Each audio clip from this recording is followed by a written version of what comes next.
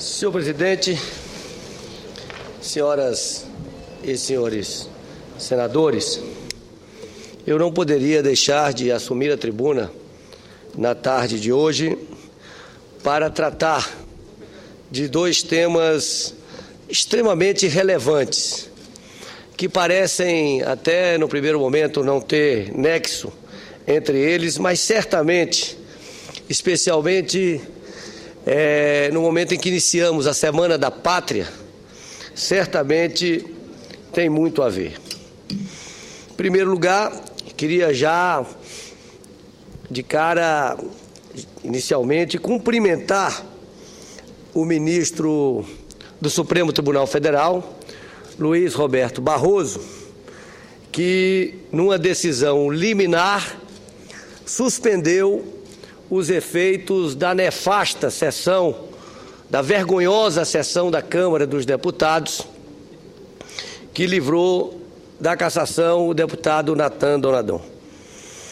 E, é claro, também não poderia deixar de comentar as notícias veiculadas ontem, inicialmente no Fantástico e depois nos jornais brasileiros, acerca da espionagem feita pelo governo dos Estados Unidos contra a presidenta da República. Realmente são dois temas da maior gravidade e que não podem passar em branco nessa tarde de segunda-feira no Supremo Tribunal, no Senado Federal.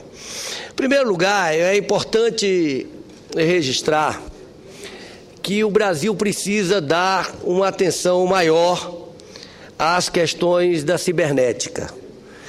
O Brasil precisa efetivamente se preparar para esse novo momento das relações mundiais, em que os investimentos na área de defesa, os investimentos em ciência, tecnologia e inovação são absolutamente fundamentais para garantir segurança nessa área. O Brasil teve, em 2012, um orçamento muito pequeno na área de cibernética, de algo em torno de 111 milhões de reais, e até o mês passado, quando se descobriu a espionagem americana sobre a internet brasileira, sobre diversos meios de comunicação, nós tínhamos empenhado apenas 61 milhões desse total e pagos apenas 34 milhões, o que significa 31% do total. E é importante registrar, senadora Ana Amélia, qual é a importância de se investir nessa questão cibernética. Não é uma coisa, não é algo simples. Nós estamos falando da possibilidade de se desorganizar diversos processos produtivos, diversos processos de defesa, diversos processos que têm um impacto enorme na vida da população. E nós não podemos apenas fazer manifestações de protesto em relação à espionagem praticada pelo governo americano. Nós estamos diante de um fato gravíssimo de atentado à soberania nacional. Na Semana da Pátria, na semana em que se celebra o 7 de setembro, a independência do Brasil, nós estamos diante de um ato absolutamente inaceitável sob todos os pontos de vista. E no momento que antecede a visita da presidenta Dilma aos Estados Unidos.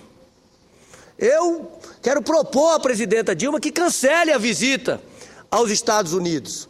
Entendo que nós temos que ter, neste momento, gestos graves para mostrar o repúdio do Brasil, o repúdio da nação brasileira a esses atos de espionagem da própria presidenta da República, da autoridade maior deste país. Nesse momento, quem está sendo agredida é a figura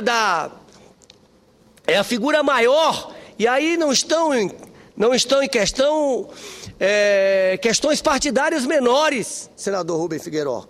O que está é a soberania brasileira que está sendo gravemente atacada e isso é inaceitável. Agora, além de protestar, é importante que o Brasil se prepare efetivamente para esse novo momento das relações mundiais.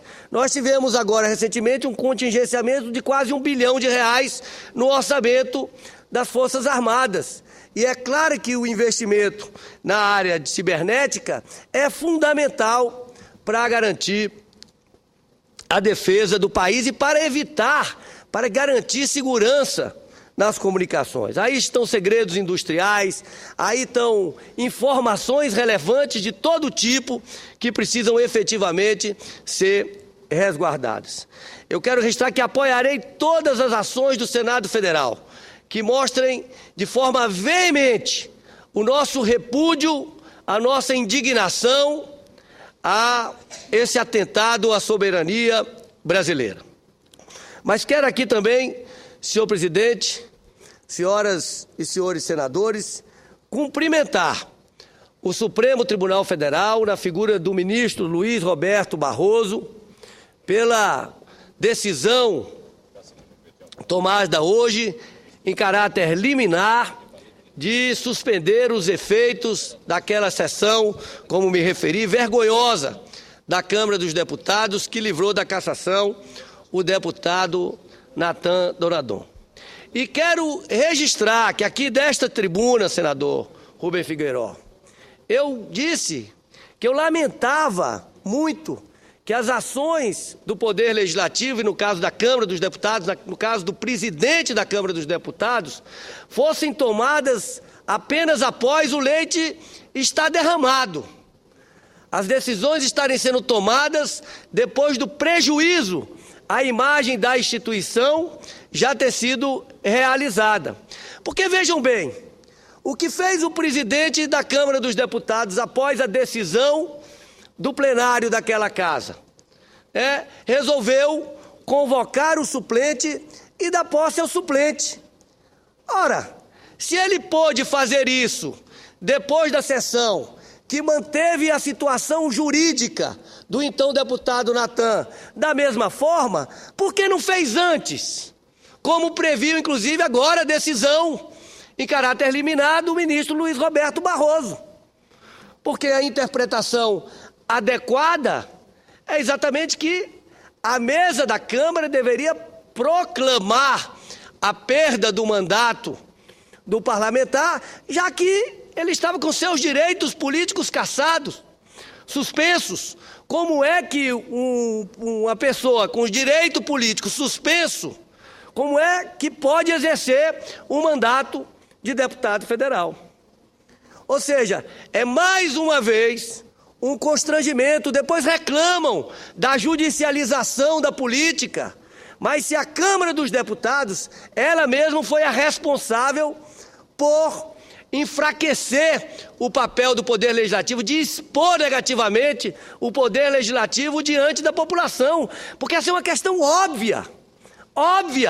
Se nós temos uma legislação nesse país que diz que a pessoa condenada em segunda instância por órgão colegiado não pode sequer ser candidato, como é que nós podemos admitir a possibilidade de ter um cidadão com seus direitos políticos suspensos, preso, exercer um mandato de deputado federal? Ou seja, precisava o Supremo Tribunal Federal dizer para a Câmara dos Deputados: olha, vocês têm que proclamar, a mesa que tem que proclamar a perda do mandato, não precisa submeter ao plenário, como fez o presidente Henrique Eduardo Alves depois da decisão da Câmara ao convocar o suplente. A mesma surpresa eu tenho ao ver o anúncio, agora, senador Paim, do presidente da Câmara, dizendo que não submeterá mais nenhum processo de cassação antes de aprovar o voto aberto. Ou seja, mais uma vez, espera a imagem da instituição ser solapada, ser atacada de forma desastrosa, para tomar uma decisão que já deveria ter tomado há muito tempo, que era colocar em votação a PEC do voto aberto. E é claro, minha gente, que o cidadão, quando vai votar, ele precisa estar protegido pelo voto secreto, isso é da democracia. Mas o representante está protegido pelo anonimato na hora de representar a população. Isso é inimaginável. E são essas distorções que produziram esse vergonhoso episódio protagonizado pela Câmara dos Deputados, que eu espero não se repita jamais. E ouço a senadora Ana Amélia. Cumprimento o senador Rodrigo Hollenberg, porque só não ampliei o que eu estava falando, porque ficou muito longo o pronunciamento a respeito da espionagem feita por uma agência americana, envolvendo a presidente da República, Dilma Rousseff, porque também tinha incluído esse capítulo no meu pronunciamento. E é lamentável porque pela omissão da Câmara dos Deputados, o Supremo tenha que ter sido provocado para dar a palavra final, que deveria ter sido acolhida pelo presidente da Câmara sem submeter ao plenário, porque era transitado em julgado a condenação do deputado Donadon. Então, foi um desgaste desnecessário, faltou um assessoramento jurídico melhor ao presidente e, como disse Vossa Excelência, agora não adianta chorar sobre o leite derramado. Por isso, a urgência de apressar a votação de voto aberto, pelo menos, o ideal é a proposta do senador Paulo Paim, que é por votações e voto aberto para a escolha de ministros do Supremo, de agência reguladora, para derrubar veto da presidente, para caçar mandatos. Então, não acobertar pelo sigilo do voto. Mas Vossa Excelência tem toda a razão. Pelo menos que a PEC, que já está na Câmara, de voto aberto para cassação, ela entre em vigor o mais rapidamente possível para evitarmos uma situação de constrangimento. E também penso que isso foi dar as costas àquilo que a população aqui em Brasília, em Porto Alegre, no Rio, em São Paulo, foi às ruas pedindo um combate rigoroso à corrupção, um combate e uma defesa intransigente da ética. Então, eu queria cumprimentá-lo, endossar a manifestação de Vossa Excelência, de dizer que nós precisamos, aqui sim, não nos omitirmos, mas fazer o dever de casa. É isso que a sociedade espera de nós, senador Rodrigo Hollenberg. Muito obrigado, senadora Ana Amélia. Ouço com alegria o senador Rubem Figueiredo. Senador Hollenberg, eu estou chegando ao meu estado, Mato Grosso do Sul, Campo Grande, nossa capital. A revolta da população, de todos os setores da sociedade, é imensa com a decisão tomada pela Câmara dos Deputados. Ontem, que eu quero dizer do passado, eu tinha dúvidas a respeito do voto em aberto dos parlamentares, sobre o pressuposto, o princípio de que ele deveria ser preservado, já que ele tinha, para tanto, o apoio do voto do povo através das eleições. Hoje, eu me convenci de que o voto tem que ser em aberto em todos os setores. E saúdo, portanto, a proposta do senador Paulo Paim nesse sentido. Nós aqui apreciamos as indicações para o Supremo Tribunal Federal e outras entidades importantes da República. Mas, quando somos julgados lá no Supremo Tribunal, o voto deles é aberto. Eles têm a coragem de manifestar a sua opinião contra o procedimento de algum parlamentar. Por que nós não podemos também nos manifestar da mesma forma? Isso se estende até no julgamento dos nossos colegas parlamentares. Essa repulsa de Vossa Excelência nesse instante é uma manifestação de todos nós. Por essa razão, eu me manifesto solidário com o seu pronunciamento e espero, sinceramente, que agora tomemos uma decisão radical. Não há preservar o nosso voto com relação a este ou aquele. Nós temos que ser claros, transparentes, para que o povo possa nos julgar. Minha solidariedade é a manifestação de Vossa Excelência.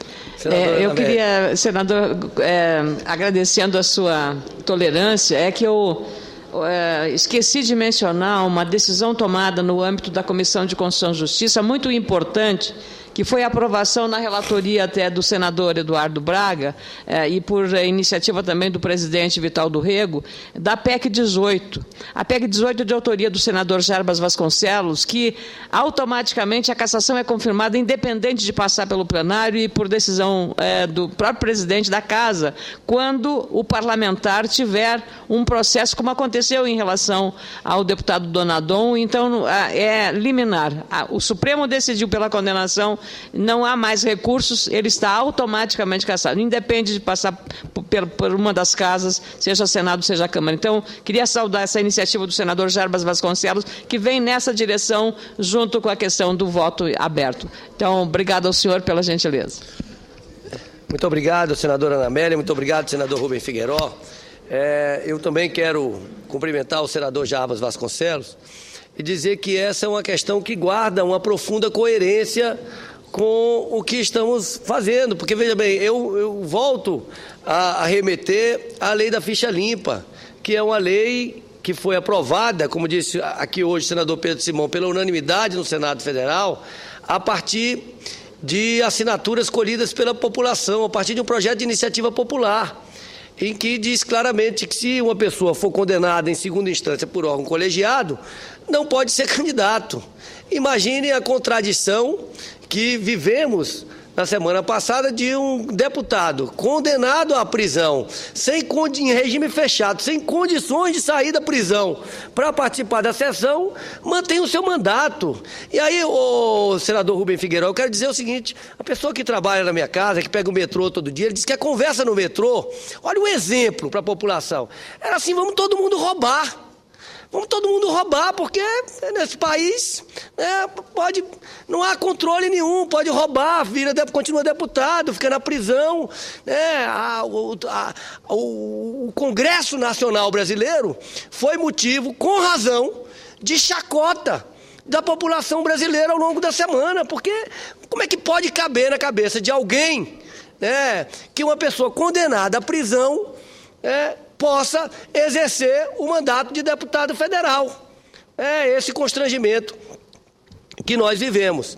Então, eu entendo que essa proposta de emenda à Constituição do senador Jarbas Vasconcelos é fundamental para aperfeiçoar o processo legislativo, como entendo também o líder do PSB na Câmara dos Deputados hoje, deputado Beto Albuquerque, que apresentou um requerimento para apreciação dessa proposta de emenda à Constituição já aprovada na Câmara, de votação aberta em todas as votações, de introdução do voto aberto, como prevê a do senador Paulo Paim. E quero registrar, senador Rubem Figueiró, qual é o argumento que se utiliza para manter o voto aberto na apreciação de vetos?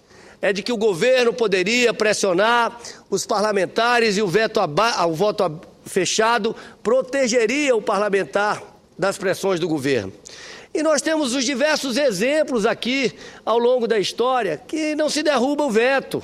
Se vota alguma coisa há um mês atrás, ou seja, o parlamentar, ele constrói uma convicção um mês atrás e vota uma coisa, a presidenta da República veta e esses vetos são mantidos posteriormente, na sua praticamente totalidade. Quando, na verdade, a pressão a que o parlamentar deve estar submetido, uma pressão legítima como representante, é a pressão do representado, é a pressão da população.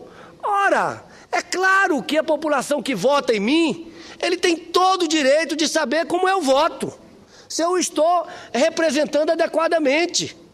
Então, portanto, eu quero aqui não apenas defender a votação do voto aberto para apreciação de cassação de parlamentares na Câmara dos Deputados, mas a introdução do voto aberto em todas as votações, porque, como diz o senador Paulo Paim, se um parlamentar não está preparado para resistir a pressões de qualquer ordem, ele não está preparado para ser parlamentar.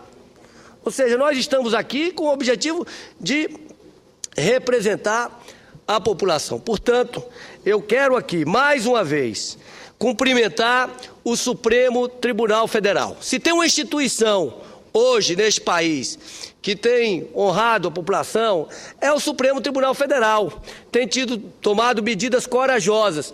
E neste caso, o Supremo tomou uma medida para corrigir um equívoco grave do Poder Legislativo, no caso, a Câmara dos Deputados. E nós poderíamos estar poupados disso. Houve um equívoco grave, um equívoco do presidente da Câmara, a começar do presidente de ter colocado essa matéria para apreciação do plenário, porque, como diz a própria liminar do ministro Barroso, não precisava, teria que botar para a mesa fazer a proclamação da cassação. Porque como é que nós podemos imaginar que teremos um deputado exercendo o mandato com seus direitos políticos suspensos pelo Supremo Tribunal Federal? Portanto, quero registrar e dizer, me somar às palavras do senador Pedro Simão. Entendo que as manifestações de rua que estamos vivenciando no Brasil significam um novo momento. Momento que a população diz, nós queremos avançar. Me chama a atenção que em nenhum momento se demonstra saudade do passado. As pessoas estão dizendo, nós não estamos satisfeitos com as coisas como elas estão. Nós queremos avançar no processo de participação, nós queremos avançar na democracia, nós queremos melhor qualidade dos serviços públicos e nós temos que receber com humildade essas manifestações e transformá-las em ações concretas no Parlamento brasileiro que efetivamente melhorem a qualidade de vida dos brasileiros. E, infelizmente, a ação da Câmara dos Deputados, além de significar ouvidos moucos aos recados que vêm das ruas, parece uma provocação. Vai além, parece uma provocação testando os limites da paciência da população brasileira. Consulto o senador Waldir Raupp, se ele quer fazer a parte, eu ouço com muito prazer. Na verdade, nobre senador Rodrigo Hollemberg, eu vou aproveitar, eu estava aqui com o microfone levantado para pedir uma comunicação inadiável, mas aproveitando esse tema aí, que é muito importante, eu queria fazer uma defesa, aproveitando a parte de Vossa Excelência, do presidente Henrique Alves. Se ele não tivesse colocado em apreensão do plenário, ele seria criticado por isso. Ele estaria quebrando, talvez, o direito dos parlamentares votarem. Jamais ele poderia imaginar que isso aí ia dar no que deu. Quando ele viu que o parlamentar não foi cassado, e assim, atendendo esse julgado do Supremo Tribunal Federal, ele, de pronto, ele resolveu bancar e fazer pela mesa. E fazer até de ofício, né, sozinho, não foi nem pela mesa, foi sozinho. E eu acho que ele teve coragem desse ponto e diminuiu um pouco o impacto desse erro que a Câmara cometeu. Eu já falei aqui numa parte da moção do Zé Gripino semana passada que a Câmara cometeu um erro grave, um equívoco, ninguém ganhou, o Parlamento perdeu, a democracia perdeu, o país perdeu, o deputado que estava sendo cassado, que está condenado, perdeu também, porque teve uma exposição da sua família, dele mesmo, na mídia durante a semana inteira e vai continuar ainda. Então, quem ganhou nesse jogo? Ninguém. Então, foi um equívoco grave, muito grave, que ainda foi reparado, né, de última hora pelo presidente da Câmara dos Deputados. Eu espero que realmente, agora não tem mais jeito, ninguém mais pode defender agora o voto secreto, o voto fechado. Foi um tiro no pé também, não no pé, no peito do Parlamento brasileiro, porque agora tem que abrir de qualquer jeito. Obrigado, senador Raupp. Eu concordo com Vossa Excelência, eu disse isso aqui, fui o primeiro a me pronunciar na sessão seguinte à decisão da Câmara dos Deputados.